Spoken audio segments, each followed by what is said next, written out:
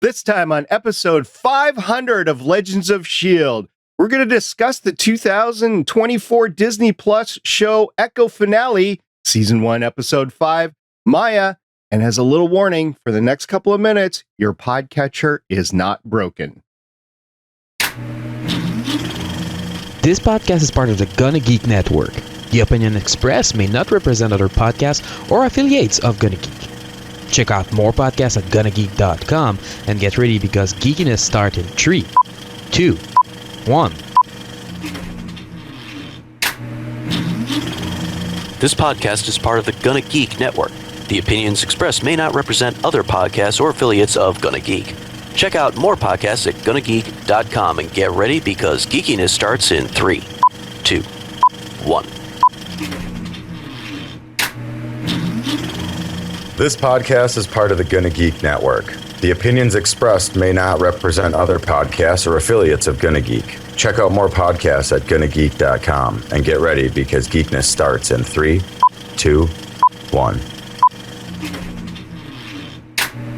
I'm Haley from Legends of S.H.I.E.L.D., a podcast member of the Gonna Geek Network, just like the one you're listening to now. The opinions expressed are those of each individual. Check out all the other podcasts at gonnageeknetwork.com and get ready because geekiness begins in 3, 2, 1. I'm Lauren from Legends of S.H.I.E.L.D., a podcast member of the Gonna Geek Network, just like the one you're listening to now. The opinions expressed are those of each individual. Check out all the other podcasts at gonnageeknetwork.com and get ready because geekiness begins in 3, 2, 1. I'm Michelle Ely from the Starlight Tribune, an Arrow TV show fan podcast, part of the Gonna Geek Network, just like the show you're checking out now. Shows on the network are individually owned, and opinions expressed may not reflect others.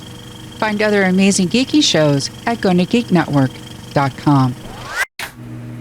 I'm Chris from Legends of S.H.I.E.L.D., a show taking a look at the greater Marvel Cinematic and Television universes, part of the Gonna Geek Network, just like the show you're checking out now. Shows on the network are individually owned, and the opinions expressed may not reflect others. Find other marvelously geeky shows at gonnageeknetwork.com.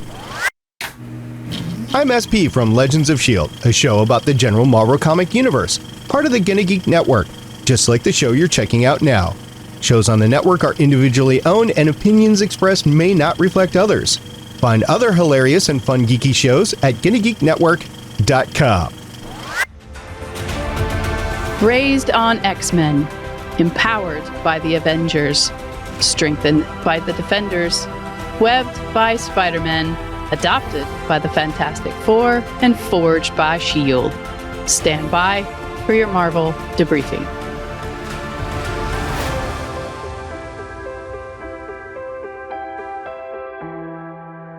And now it's time for your Marvel debriefing. I'm Agent Lauren. I'm Agent Michelle. I'm Agent Chris. And I'm producer of the show, Director SP. Welcome to the Legends of S.H.I.E.L.D. 500th episode. This show is recorded on Saturday, February 24th, 2024, my sister's 50th birthday. Live from the Legends of S.H.I.E.L.D. studios and broadcast Oklahoma-wide. Come and join our live chat as we record. And it's been 500 episodes. I just had to do all the hosts introducing the Legends of S.H.I.E.L.D. So thank you for bearing with me for that. It has been 500 episodes and over 10 years, 11 years, and 11 and a half years as we progress into Marvel Cinematic Universe coverage. But today we'll be starting with the finale for Echo. Michelle, what do we got going on? Maya premiered January 9th, 2024. The lives of Maya's family hang in the balance when Fisk Army invade the Choctaw Nation powwow. All right, Lauren? What a good show. That was just, I really loved it. Chris? I wish I could erase the fact that I ever watched this so that I can go back and watch it again for the first time. Michelle? This episode did a good job of bringing all the threads together. I loved the show, brought us origins of a new character. I know that we've seen the character before, but this was an origin story, and it made us care for her and look forward to seeing her in the future. We're going to start a discussion talking about Echo's ancestors as we have the previous 4 episodes. So now we have the role of the ancestors, and Maya gets an vision of her mother, Toloa, and we get a memory of with the woodpecker.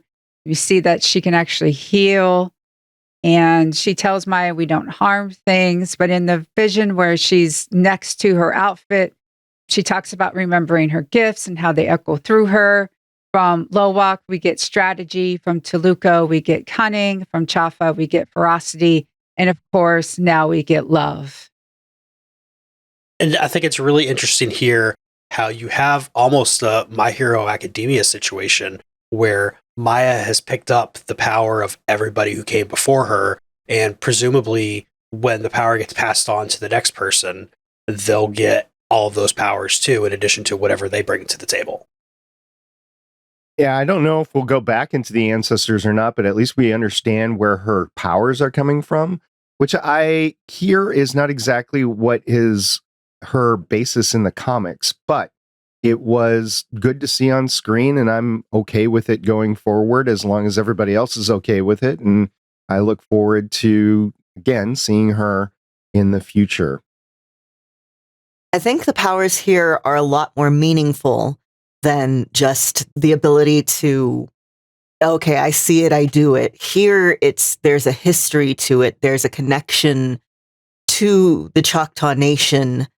And real quick, the scene at the end where you see Maya and you see all of her ancestors behind her, that I cried. If, in case people aren't aware, there is a huge epidemic of violence against Indigenous women. If you go to the website mmiwusa.org, Missing and Murdered Indigenous Women, USA.org, it explains a little bit of what's going on. It's a problem in the US and Canada, in Central and South America. And May 5th is Missing and Murdered Indigenous Women Day. Recently in the news, there's been a murdered non-binary teen who was part of the Choctaw Nation in Oklahoma, Nex Benedict, who was non-binary but was assigned female at birth. And it's a huge epidemic, so it was incredibly cathartic to see these Indigenous women fighting just right there. Yeah, and as the story goes, their lineage goes all the way back to the first Choctaw. So it's a direct descendant there, and I think it was very powerful. It was also very powerful that they brought up birds. Birds are just the best animals anyway. This is why you respect sacred birds. Yeah, it basically pinpointed where the hostages were being kept. Fisk, of course, is being Fisk. And Echo tried to heal Fisk. I don't think that Fisk is ever going to be really healed. I think he's, as I stated in a previous episode, he is such a delicious villain.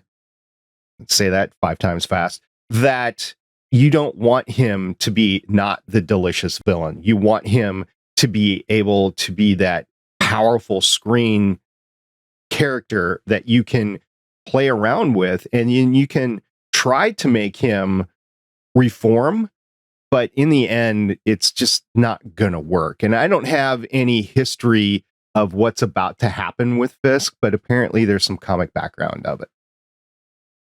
I'm wondering if this kind of reformed Fisk is going to run for mayor, and I wonder if that's going to be the plot of Daredevil Born Again. At least one of the side plots, yeah. And I've seen that thought from multiple places online. Some people flat out saying that's what it's going to be. Some people just saying it's a theory. I'll believe it when I see it, because a lot of these people who are saying that that's what it's going to be like to say things definitively like that, whether they know for sure or not. Haven't we seen behind the scene pictures of like a newspaper prop that did say like Wilson Fisk running for mayor or something like that? Or am I imagining this? I've not seen those. I wouldn't be surprised of that. I've been looking at so much random stuff lately, I can't really keep straight where I've seen things and where I haven't. So yes, I've seen it recently, but I can't tell you if it's in context with this kind of thing at all. I think the crux of what happened between Maya and Fisk at the end is, Fisk was hell-bent on hurting her, of killing her family to make sure she hurt before he killed her. And just the day before, basically, he was trying to include her back into the family and move on. And for him to flip like that, there's something fundamentally wrong with him. And I don't think pain is his only issue. So Maya might have taken away his pain, but there's other things drastically wrong with that guy. And I don't want that type of person to be mayor. I'm sure it would be a great story for the show, but it's just, like I said again, delicious character. There's tons you can do with it. He's very powerful on the screen and big, like physically. There's a saying that your mental illness is not your fault, but it is your responsibility. And whatever is up with Fisk, which, given his childhood, given everything like that, he's obviously somebody with a problem, whatever that problem is. The way I kind of interpreted all of this, all of that sequence, was that Maya was offering him the opportunity, and she might have done a small part in helping to take away some of that, psychic pain. But it's Fisk's responsibility on what he wants to do with that moving forward. And given the type of person we've seen Fisk is, I don't think he's going to handle it well. And Fisk definitely cared about Maya, the tool he could use to get what he wanted. But like some people say, you can lead a horse to water, but you can't teach it new tricks. And he's going to keep doing what he does. Another character that keeps doing what he does is Graham Greene's Scully. He's, ever the ladies' man, apparently, really trying to woo Chula. And he actually has kept Chula's sewing machine that she brought in years ago because it either wasn't working or she needed money. I don't know exactly if it was for pawn or whatever, but he kept it all these years. She finally came back for it. And he's coming up big with that. I think that enabled Maya to be properly outfitted for her role at the very end. And it was an all-encompassing, all hands on deck, basically. Scully was able to provide the sewing machine. Chula was able to finish the outfit. And then all the ancestors, including Maya's mother, were able to help her at the very end. So Scully was the impetus of that in this episode. Yeah, I took it as a nice little excuse to, go try and reconnect, like, just while I'm here. But it was also nice that Chula was able to finish that, what we now know is Maya's costume, outfit. She's suited up. Uniform. Super suit. And it has no cape, so it's good to go. Exactly. Oh, something interesting that I found out. So I should have looked up her name before this and I completely blanked out. Maya's stunt double posted some stuff on Twitter, including behind the scene pictures of her and Aliqua Cox in costume. Originally, Maya was supposed to end up getting facial tattoos like Chafa's, and they filmed parts of it because we have the pictures, but I guess they just decided not to go with that at the end. Yeah, I don't know why. So maybe that'll come out eventually why they didn't. Now, at the end, when they're at the powwow, Biscuit is trying to direct traffic. And basically, to me, it's like any given fair or a craft show or something like that. And the vendors' parking area for the listen, you don't know. I think we've talked about it on the show before. Vendors, they have a very petty subculture. So put Biscuit in charge of that parking lot as much as he gets run over, pun intended, is probably not going to end well. And it doesn't, but Biscuits takes care of business, which is great because if y'all didn't realize, that truck was the same truck because he's driving on the right-hand side, not the left-hand side.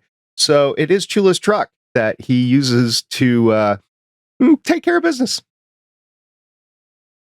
You know, while you're getting it fixed, you might as well get a couple of extras thrown in. Some tractor tires on, jack it up 4 feet. Yeah, sure, why not? And let's also point out here that Billy Jack did not help at all. I don't normally like to crap on the dog, but you could have barked at the crazy people like that. Come on. Henry also takes care of business because he makes sure that the bazooka doesn't go off in the wrong direction. And yeah, it's fireworks. Yeah, every powwow needs a fireworks. Of course. Any good celebration needs fireworks. It's just science. I don't know if high explosives really qualify, but okay. It made a pretty light and a boom. Yeah, isn't that all fireworks are, really? Pretty explosives. Yeah, but they don't contain shrapnel. What kind of Good fireworks point. are you using? The legal kind. The legal kind. Multiple states. My parents. So, okay, I have a cousin who's part of the Potawatomi Nation in Nebraska, and my relatives have been going to the powwow there for years, and I've never had the chance to go. I would really like to go one day. It just sounds amazing. And I'm really glad that they made, you know, this big cultural celebration part of the show. I did like the thank you placard at the end of the show that came up, thanking the nation for the ability to participate in their culture and use their locations. So I did really appreciate that. And I'm sure a lot of other people did. So that was cool.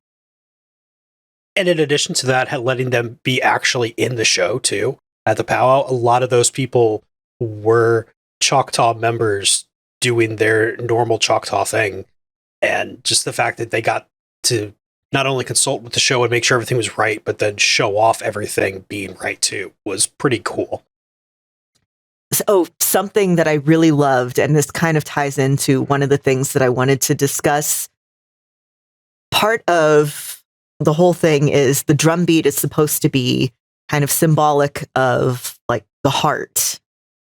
And during that part where, you know, we have Maya with everyone else and the sound drops away and we get what we've been having of kind of the sound department doing an approximation of what sound would feel like. There's a part where I watch with closed captions. They point out that the heartbeat synchronizes to drum. And that was just such a wonderful touch. I saw that too, and my mind immediately went to how is Maya being able to dance basically in the procession, and her character wasn't as active dancing as the other people in the procession, but she was moving in time with it. So she was looking up. She, in my opinion, was not using visual cues, so it had to have been the heartbeat syncing up with either the ground pounding or the drums or a combination of all of it. So yeah, I did think of that too. I thought that was pretty cool. And we know that Eliko Cox also is hearing impaired. So the actor had to deal with that during the scene as well. Yeah, I know there's a lot of death. Like there's a bunch who like heavy metal because it has that really strong percussive feel. And there's actually a movie called it's not The Sound of Silence, but it's something like that. It's stars Riz Ahmed he's a metal drummer who loses his hearing. So if you're curious about that, I recommend checking it out. If I could remember what it's called. All right. We'll post the link in the show notes. I have a question for you guys, since Maya is riding a motorcycle in this, and we have many, many Marvel characters riding motorcycle that we've seen for the past 500 episodes of Legends of S.H.I.E.L.D. So I'm going to ask you guys, who is your favorite motorcycle riding Marvel character? Chris, I know you have one. You ready for a big surprise? I kind of don't, because what I read and stuff, they just happen to not have motorcycles. All right. So I'm going to have to go, though, with Black Widow, because there have been some pretty sick covers recently on the comics with her and her motorcycle. Yeah, not to mention her motorcycle riding in What If. Yes, that is another plus. Yeah, she was recently seen. Yeah. Michelle, I know you have one. Well, Chris took my number one, so I guess I have to go to the default Ghost Rider. All right. Ghost Rider is huge in his flaming motorcycle. Lauren? Do scooters count, or is it strictly motorcycles? We'll go scooters. Yeah. Okay. If scooters count, Pixie from the X-Men rode one for a while. Okay. And if not, if it's just motorcycles, then Jessica Drew. All right. I mean, there's Hugh Jackman there, you know, it's Wolverine riding as well. But you guys, I don't think I've ever told this story. I almost bought a Harley Sportster one year, and it was while we were doing the podcast, and it was when I saw Ming-Na riding her motorcycle, Agent May. Yep, that's my favorite Marvel character riding a motorcycle. I almost bought one. That's very fair. Yep. Anybody who doesn't like that just obviously hasn't seen it. Yeah, they were going back and forth. I think they were trying to duplicate like the Captain America sort of motorcycle theme going on in the MCU in Agents of S.H.I.E.L.D. But yeah, multiple characters in Agents of S.H.I.E.L.D. rode motorcycles. But yeah, my favorite would be Ming-Na as Agent May. All right, next time we will be covering Moon Girl and Devil Dinosaur season 2, episodes 1 through 7. We're going to knock out that series in 2 episodes just because we're sandwiched in between this series and the next series coming up, which we're all excited for. X-Men 97. There you go. Wait, that's happening? I hadn't heard. Yes, that is happening just in a few weeks. So we're going to still go back and review Moon Girl and Devil Dinosaur. We're going to be doing it in 2 episodes, episode 1 through 7 and 8 through 14. And that is what's coming up next. But for this show with Echo, the season finale, series finale, possibly, last thoughts, Michelle? I only want another season if Echo fights someone other than Fisk. I should probably go back and read the Daredevil and Echo series now. All of them. Yes. No, I mean specifically the miniseries they had of those two called Daredevil and Echo. Oh, okay. Well, I'm directing you. Read all of them. Okay. Lauren? I need to see Alaqua Cox in more things. Like, she was so good in this. As for me, just safety note for everybody out there, watch out for the bazooka in the ice cooler. 500 episodes, y'all. Thank you very much for listening. Thank you. Thank you. 500 is big. Stick around for 500 more. I can't guarantee that. I'm getting older, guys. We might have a new host by then. Okay. Turn over the podcast to somebody else. That's fine by me. But yes, thank you everybody for 500. In case you didn't catch it at the beginning, was the intro to Gonna Geek with all of the full-time Legends of S.H.I.E.L.D. hosts over the years. Thank you to each and every one of you for being part of this show. Can you really believe we're here? Thank you for listening. The intro music heard on this podcast is Great Marvels of the World by Lynn Publishing, found on pon5.com. The outro music heard on this podcast is Cinematic Trailer by Ed Records, found on audioJungle.net. Other transitional music on this podcast is found on incompetech.com, audioJungle.net, and pon5.com. For more information about this podcast, please visit legendsofshield.com. Excelsior!